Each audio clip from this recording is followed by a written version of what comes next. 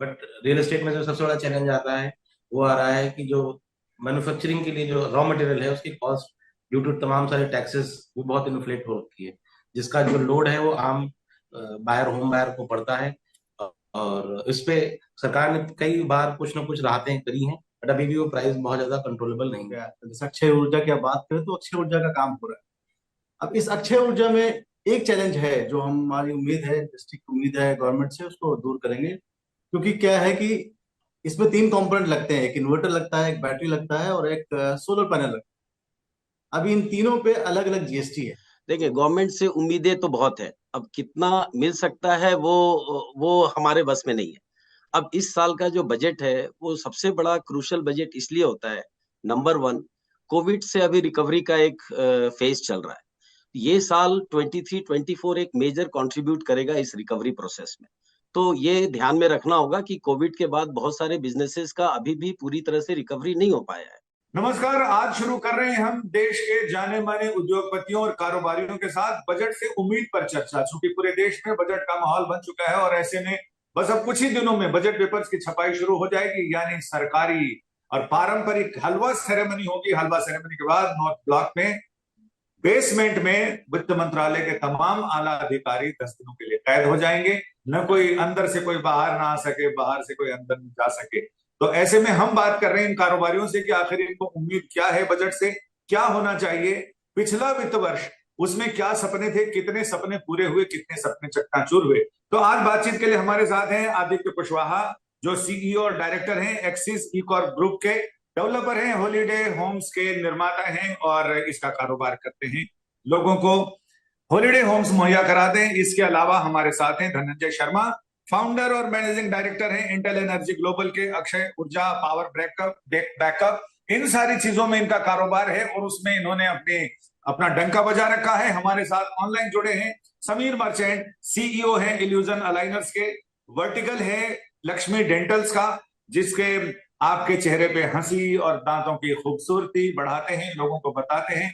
लेकिन इस खूबसूरती में कितने चार चांद लगाए सरकारी योजनाओं ने, सरकारी उपक्रम ने, या फिर बजट ने, और आगे क्या है उम्मीदें, क्या बत्ती सी खिलेगी या फिर दांत भीतर रहेंगे, क्या होगा, इसके बारे में हम बात करेंगे समीर मर्चेंट जी से। और साकेत गौरव हमारे साथ हैं, चेयरमैन और एमडी हैं एलिस्टा इलेक्ट्रॉनिक्स के, यानी home appliances, IT, mobiles, accessories, इन सारी चीजों में डील करते हैं और पार्ट ऑफ टेक्नोडोम यूएई की कंपनी है। लेकिन आप ये मत समझिएगा कि यूएई की कंपनी के भरोसे हैं, ये आत्मनिर्भर भारत के सिद्धांत पर अपना कारोबार करते हैं, यानी भारत को दुनिया में चमकाने का काम करते हैं और विदेशों में, पूरी दुनिया में इनके ब्रांड्स अपनी अलग पहचान बनाते हैं। तो चलिए हम शुरुआत करते हैं।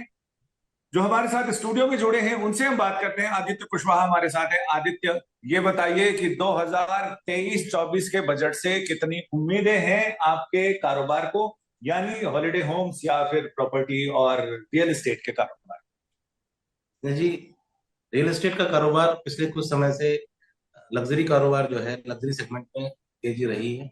बट रियल एस्टेट में जो सबसे बड़ा चैलेंज आता है वो आ रहा है कि जो मैन्युफैक्चरिंग के लिए जो रॉ मटेरियल है उसकी कॉस्ट ड्यू टू तमाम सारे टैक्सेस वो बहुत इन्फ्लेट हो रखी है, जिसका जो लोड है वो आम बायर होम बायर को पड़ता है। और इस पे सरकार ने कई बार कुछ ना कुछ राहतें करी हैं, बट अभी भी वो प्राइस बहुत ज्यादा कंट्रोलेबल नहीं है। ऐसा नहीं है कि पिछले कुछ समय से सरकार ने देने की कोशिश नहीं करी, बट सरकार जनरली एक हाथ से लेती है, कुछ दूसरे हाथ से कुछ ना कुछ वापस ले लेती है। और टूरिज्म सेक्टर एक बड़ा अहम सेक्टर है। सरकार ने पिछले भी जो है मेडिकल टूरिज्म पे बड़ा एक बजट दिया था। इस बार भी हमें आशा है कि मेडिकल टूरिज्म पे भी कुछ प्रोविजन रखेंगे और तमाम सारी दूसरी टूरिज्म एक्टिविटी पे रखेंगे, जिससे रियल एस्टेट और हॉलिडे होम का मार्केट अपसाइड रहेगा। यानी रियल एस्टेट और हॉलिडे होम्स का मार्केट अपसाइड रहेगा, ऐसी उम्मीदें हैं। उम्मीद, मकर संक्रांति है, सूर्य उत्तरायण हो रहे हैं, ऐसे में उम्मीद की जाती है कि सब शुभ शुभ और बढ़िया बढ़िया हो। और क्योंकि ये आम चुनाव से पहले का पूर्ण बजट है, ऐसे में सबको उम्मीदें हैं। इन बिजनेसमैन और कारोबारियों को उम्मीदें हैं, तो सैलरी क्लास हमारे जैसे लोगों को उम्मीदें हैं कि इनकम टैक्स में थोड़ी छूट मिलेगी, थोड़ी राहत मिलेगी। उम्मीद पे दुनिया कायम है। हर बार बजट के बाद उम्मीदें थोड़ी सी तो क्रैक आता है उसमें। लेकिन अब देखते हैं कि अक्षय ऊर्जा को लेकर सरकार क्या करती है, सरकार ने ये नीतियां तो बहुत बड़ी बड़ी बनाई हैं और ये कहा है कि अक्षय ऊर्जा को लेकर भारत में अब अगले आने वाले 25 साल को लेकर सारी योजनाएं बनी हैं। लेकिन अक्षय ऊर्जा को लेकर, अक्षय ऊर्जा के कारोबार में लगे लोगों को, जो इसे ब्रांड बनाते हैं, लोगों तक पहुंचाते हैं, उनकी क्या उम्मीदें हैं? और पहले मैं सवाल पूछूंगा कि पिछले साल जिस समय सरकार ने इतनी सारी चीजों की घोषणा की, उसको लेकर कितना काम धरातल पर उतरा, कितना काम कागजों में रह गया?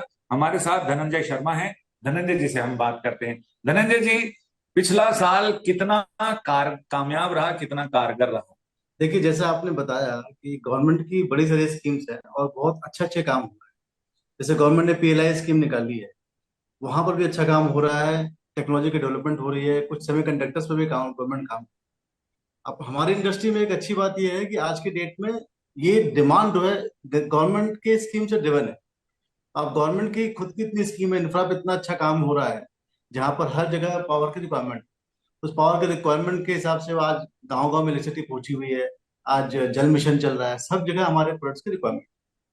तो लास्ट ईयर बहुत अच्छा काम हुआ है। एक चैलेंज है जो हमारी इंडस्ट्री का है, क्योंकि हमारा इंडस्ट्री अभी 50,000 करोड़ के आसपास है, जिसमें जनरेटर भी आता है, इन्वर्टर्स भी आते हैं, यूपीएस भी आता है। अब इन्वर्टर और यूपीएस में आप देखेंगे तो सोलराइज हो गया है। तो जैसे अक्षय ऊर्जा की आप बात करें तो अक्षय ऊर्जा का काम हो रहा है। अब इस अक्षय ऊर्जा में एक चैलेंज है जो हमारी उम्मीद है, इंडस्ट्री की उम्मीद है गवर्नमेंट से, उसको दूर करेंगे। क्योंकि क्या है कि इसमें 3 कंपोनेंट लगते हैं, एक इन्वर्टर लगता है, एक बैटरी लगता है और एक सोलर पैनल लगता है। अभी इन तीनों पे अलग अलग जीएसटी है। तो जैसे फॉर एग्जांपल आप देखेंगे, पैनल पे 12% है, तो इन्वर्टर पे 18% है और बैटरी पे 28% की जीएसटी लगती है। इससे हो क्या रहा है, केवल बड़े प्लेयर तो बढ़ रहे हैं, लेकिन छोटे प्लेयर्स को दिक्कत हो रही है। केवल जो एक प्रोडक्ट बनाने वाला है, इलेक्ट्रॉनिक्स को डेवलप करने वाला है, उसकी ड्यूटी अलग है, उसकी जीएसटी अलग है, लेकिन जो बैटरी बनाने वाला है उसकी जीएसटी अलग है। तो कहीं ना कहीं ये चैलेंज है। इस चैलेंज को इस बजट से एक्सपेक्टेशन है कि वो चाहे अपर लेवल पे ले जाए, चाहे लोअर लेवल पे लेके जाए, लेकिन बजट में जीएसटी तीनों प्रोडक्ट्स का सेम होना चाहिए ताकि सबको मिले। बिकॉज जिस तरह से डिमांड बढ़ी, आज 1200 kilowatt hour per capita requirement है, और यही रिक्वायरमेंट आप देखेंगे 2030 तक 2200 पर किलोवाट आवर की हो जाएगी पर कैपिटा। तो डिमांड बढ़ रही है, इंडस्ट्री गियर्ड अप है, गवर्नमेंट की स्कीम्स अच्छी है, लेकिन इस बजट से क्लियरली एंड क्लियरली एक रिक्वायरमेंट है कि जीएसटी जो है इन तीनों कंपोनेंट पे ठीक कर दिया जाए या बराबर कर दिया जाए, जिससे सारे के सारे लोग बढ़े। और जब तक सारी industry, small scale industry, MSME में नहीं बढ़ेगी तो ये डिमांड पूरी नहीं हो पाएगी, तो गवर्नमेंट अपने आप पूरी नहीं। यानी आप ये मांग नहीं कर रहे हैं कि हमारा पूरा इसे घटाओ जीएसटी को, आप कह रहे हैं कि बराबर रखो, जो भी करना है वो बराबर रखिए। बिल्कुल बिल्कुल, मेरी ये कोई उम्मीद नहीं है, कोई डिमांड ऐसी नहीं है कि आप जीएसटी को 28 से 12 पे लेके जाए। जो वो गवर्नमेंट की नीति है, गवर्नमेंट को अपने टैक्स बजट देखना है, उस हिसाब से जहां पर भी उसको लेके जाना चाहिए, वो 12 पे हो, 18 पे हो, 28 पे हो, लेकिन सबके लिए सेम हो जाए। सबके लिए सेम हो जाएगी तो सब एक ही तरह से, क्योंकि डिमांड है तो प्राइस का उतना इम्पैक्ट नहीं आएगा और ये मार्केट चलेगा। हमारे यहाँ जितना सूरज चमकता है, क्या हम उसके पूरी ऊर्जा का दोहन कर पा रहे हैं? और कृषि क्षेत्र में कितनी उम्मीदें हैं? आपको लगता है कृषि क्षेत्र में क्या करे? सोलर से चलने वाले इंजन पंप और बोरवेल के मोटर्स, इन सब की सरकार बात तो करती है, लेकिन ग्राउंड पे तो बहुत कम दिखाई पड़ते हैं। हाँ जी, उसमें क्या करें? बिल्कुल आपने सही कहा। कुछ साल पहले 8 गीगावाट सोलर पैनल की रिक्वायरमेंट हुआ करती थी इंडिया, जिसमें जो डोमेस्टिक मैन्युफैक्चर थे वो कल 2 गीगावाट बनाते थे, बाकी 6 के 6 बाहर से आता था। अभी इस गवर्नमेंट में आप देखेंगे बड़ी सारी स्कीम्स लाई और अभी खुद ही डेवलप करने की कोशिश कर रहे हैं। पैनल में इम्पोर्ट ड्यूटी बढ़ा दी ताकि डोमेस्टिक मार्केट बढ़े। तो पिछले 5-6 साल में मैंने तो ये देखा है कि इम्पोर्ट ड्यूटी बढ़ने के बाद भी ये इंडस्ट्री ग्रो करी है। ऑब्वियसली इम्पोर्ट ड्यूटी थोड़ी सी रीजनेबल होगी तो और तेजी से ग्रो कर सकता है। गवर्नमेंट ने बहुत सारे काम के 27 लाख सोलर पंप का प्रोजेक्ट निकाला। अभी जल मिशन में हर जगह ग्राउंड पे आए वो 27 लाख? ग्राउंड पे तो पूरे नहीं आए, बट कितने आए? आप लोगों के पास कोई डेटा है कि कितने आए? अब हाँ जी, देखिए, जो पावर बैकअप इंडस्ट्री है उसमें कुछ जो चीजें आती है, जैसे स्ट्रीट लाइट आता है, तो अभी 80 लाख स्ट्रीट लाइट को सोलराइज करना है, जिसमें 70-75% हो रखे हैं, तो एक बड़ा नंबर है। उससे भी सोलर में काम हो रहा है। फिर आप देखेंगे होम लाइटिंग आ रहा है, तो अभी गवर्नमेंट ने स्कीम निकाली थी, उसके हिसाब से बहुत जगह इन बिल्ड बैटरी के साथ एक प्रोडक्ट दिया है लोगों को, जो गांव गांव में जाके लग रहा है। लेकिन जो बड़े प्रोजेक्ट्स हैं, बिकॉज इसमें रॉ मटेरियल जो पैनल का है वो मेजरली रॉ मटेरियल चाइना से आता है, तो वो भी एक लिमिटेशन थी, तो थोड़ा सा स्लो हुआ है, लेकिन हो रहा है। आप देखेंगे पंप का भी जैसे है, उन्होंने टेंडर्स तो निकाल दिए, स्टेट गवर्नमेंट अपने अपने लेवल पे कर रही है, लेकिन अभी भी वो जो टेंडर में एक प्रॉब्लम है, जो 27 लाख की जो मैं बात कर रहा हूँ, उसमें एक समस्या है कि छोटे इंडस्ट्रीज को फंडिंग की इशू रहती है, छोटे एमएसएमई को फंडिंग की इशू रहती है। लेकिन इस वाले जैसे 90% आपको पेमेंट सब्सिडी मिलता है किसान को, 10% उसको अपने पास से लगाना पड़ता है, लेकिन फिर 30% आपको एक समय के बाद मिलेगा, 30% आपको स्टेट गवर्नमेंट से मिलेगा, 30% सेंट्रल गवर्नमेंट से मिलेगा। तो बिजनेसमैन बिजनेस ना करके फिर ये कलेक्शन में लगे।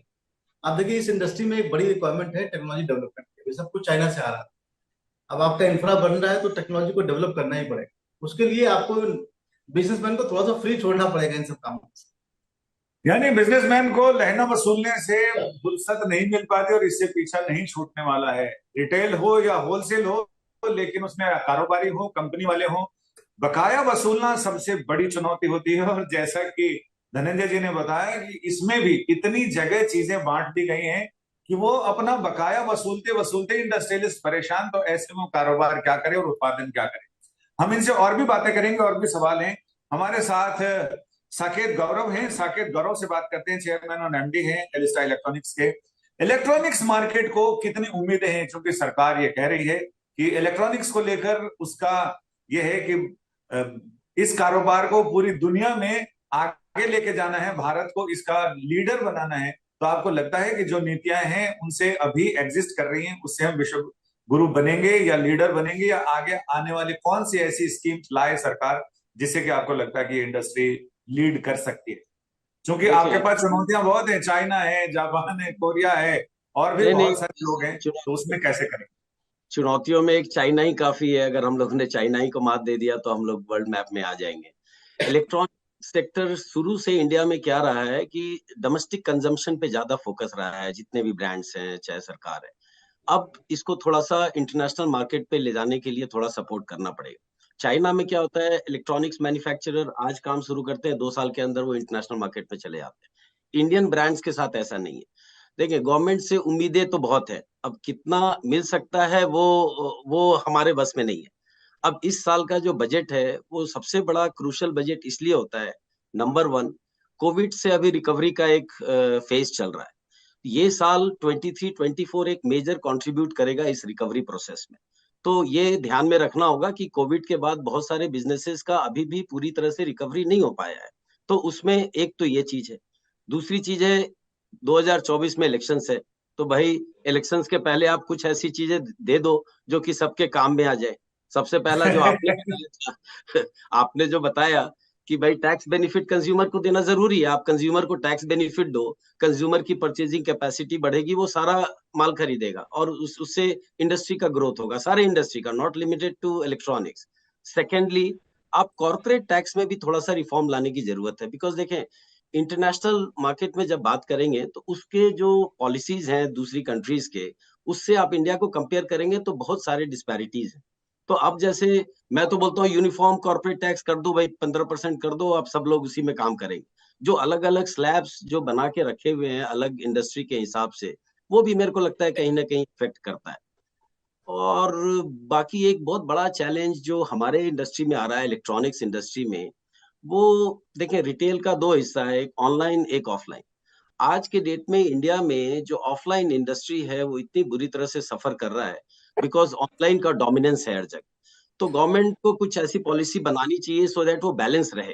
देखिए, जो ट्रेडिशनल बिजनेस है ऑफलाइन का, उसे बिल्कुल भी खत्म नहीं किया जा सकता है, उसका रहना भी जरूरी है और it contributes to the economy as well. तो आपको गवर्नमेंट को थोड़ा ऐसा कुछ रिफॉर्म्स लाना चाहिए कि ऑनलाइन और ऑफलाइन बिजनेस में थोड़ा सा बैलेंस रहे, बिकॉज अभी जो डिफरेंस है वो बहुत ह्यूज है और इसी के चलते आप देखें ऑनलाइन बड़ी तेजी से बढ़ रहा है।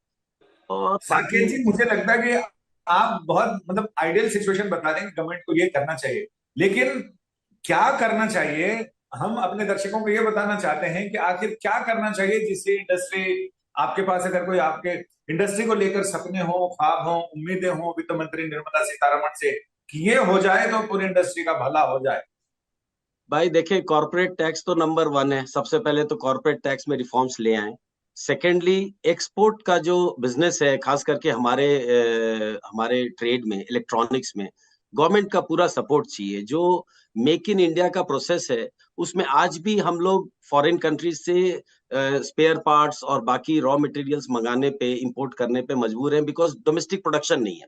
अब स्लोली ये चेंजेस आ रहे हैं, मैं ये नहीं बोलता कि नहीं हो रहा है। सेमीकंडक्टर्स इंडस्ट्री आ रहा है, ओपन सेल इंडस्ट्री आ रहा है, तो अब क्या है कि धीरे धीरे लोकल मैन्युफैक्चरिंग बूस्ट हो रहा है। बट लोकल मैन्युफैक्चरिंग बूस्ट करने के साथ अगर गवर्नमेंट इस पे एक्सपोर्ट पे भी थोड़ा ध्यान दे, सो दैट हम लोग इसको सिर्फ not only to make in India for India, हम लोग इसको बाहर भी लेके जा सके, तो उसमें एक्सपोर्ट पॉलिसीज में थोड़ा एक्सपोर्ट में सब्सिडी चाहिए, थोड़ा एक्सपोर्ट में गवर्नमेंट के तरफ से फाइनेंशियल एक सिक्योरिटी होता है वो चाहिए। जैसे कि आपका क्रेडिट इंश्योरेंस देते हैं बहुत सारे कंट्रीज में, चाइना में साइनोश्योर होता है, तो गवर्नमेंट की तरफ से एजेंसी चाहिए कि भाई अगर हमारे को माल अफ्रीका भेजना है या कहीं बाहर एक्सपोर्ट करना है तो गवर्नमेंट की तरफ से हमारा फाइनेंसेस थोड़ा सिक्योर्ड रहे। यही सारी चीजें। Thank you. आपसे और भी बातें करेंगे। समीर मर्चेंट हमारे साथ हैं, सीईओ हैं इल्यूजन अलाइनर्स के, वर्टिकल ऑफ लक्ष्मी डेंटल्स से इनका विस्तार है लक्ष्मी डेंटल्स का। तो हम बात करें समीर मर्चेंट से। और समीर, आप हमें सुन पा रहे हैं? ये बताएं कि आपकी इंडस्ट्री इन सारे लोगों से आपके, इसलिए हमने अलग अलग क्षेत्र के लोगों को रखा है ताकि अलग अलग चीजों पर हम बात कर सकें। तो आपकी इंडस्ट्री लोगों के चेहरों पर मुस्कान बनाती है, उनकी मुस्कान को बहुत सुंदर बनाती है, यानी डेंटल केयर में आप लोगों का बड़ा योगदान है। तो उसमें आप क्या सोचते हैं कि क्या चीजें ऐसी होनी चाहिए जिससे कि पूरी इंडस्ट्री का भी भला हो और आम लोगों का भी भला हो, उनके चेहरों पे जो मुस्कान खिले वो ज्यादा सुंदर हो? कैसे? आई थिंक डेंटल इंडस्ट्री थोड़ी सी इंडिया में डेवलप कंट्रीज में बहुत क्रिटिकल होता है। जैसे आप यूएस यूरोप में देखें तो वहाँ तो dental professionals are number 2 after lawyer, number 2 position पे आते हैं एज प्रोफेशनल्स, क्योंकि वो नंबर 2 इसीलिए कि वहाँ पे अवेयरनेस बहुत सारी है और इसलिए हर पेशेंट वहाँ पे अंडर इंश्योरेंस जाके अपने दांत ठीक करा लेता है। जैसे इंडिया में मेडिकल मैं कहूँ तो एक हद तक हमने किया है कि आज कोई पेशेंट को तकलीफ होती है तो मेडिकल इंश्योरेंस से हॉस्पिटल में जाके करवा सकता है, एक्सेसिबल है। पर डेंटल में तो कोई इंश्योरेंस ही नहीं है, सब कुछ प्राइवेट है।